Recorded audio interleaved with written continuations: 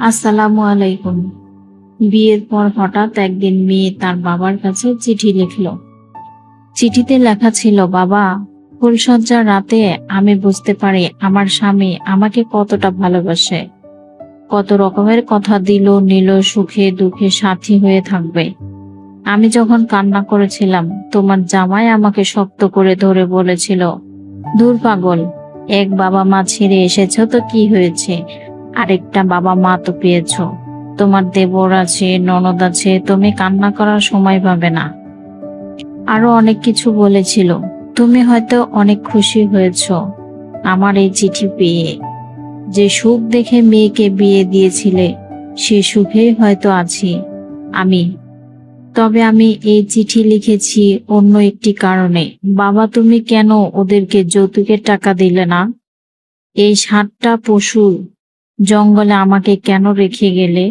বিয়ের পরদিন সকালে হতে না হতে আমার শাশুড়ি তোমাদের গালিগালাজ করতে থাকে, বিশ্রী ভাষায় কথা বলতে থাকে। তোমার জামাইকে বললে, সে আমার সাথে বলে আমি কি মার সাথে ঝগড়া করব? পরের দিন শাশুড়ি মা আমাকে প্রথমবারের মতো চড় মারল। বাবা, তুমি কি কখনো আমার গায়ে হাত তুলেছ? মা কখনো মেরেছে? আমি কান্না করে তোমার জামাইকে সব বললাম।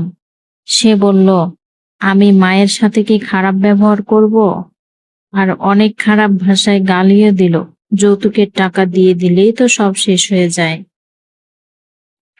তোর বাবা মাকে বল যত তাড়াতাড়ি সম্ভব যৌতুকের টাকার ব্যবস্থা করতে। বাবা, তুমি কিছু একটা করো। এদিকে বাবা চিঠি হাতে নিয়ে কাঁদছে।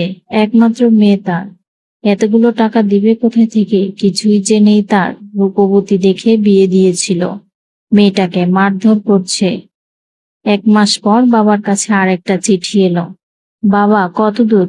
তুমি কি করলে? আমি আর এত মার সহ্য করতে পারছি না। আমার শাশুড়ি অনেক নোংরা নোংরা ভাষায় কথা বলে। যখন তখন আমাকে মারে, আমাকে ঠিক মতো খেতেও দেয় না। ভালো কিছু রান্না করলেও খেতে দেয় না। বাবা, তুমি যখন যৌতুকের টাকা নিয়ে আসবে, তখন বড় দেখে একটা ইলিশ মাছ নিয়ে আসবে, মাংস নিয়ে আসবে।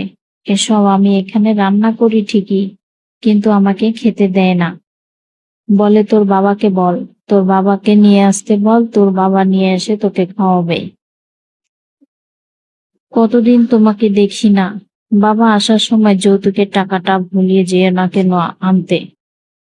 মেয়ের বাবা চিঠি ধরেই আজকেও কাঁদছে। বাবার কাছে আরেকটা চিঠি এলো। বাবা, তুমি জানো আজকেও ওরা আমাকে ধরে মেরেছে। তোমার জামাই কোমরের বেল্ট দিয়ে মেরেছে। উঠোনে পড়েছিলাম, কেউ ধরেনি। বাবা, আমি চিৎকার করতেও পারছি না, নিঃশ্বাসটা মাত্র নিতে পারছি না, খুব কষ্ট হচ্ছে। তার কিছুদিন পর আবার একটি বাবার কাছে চিঠি এলো।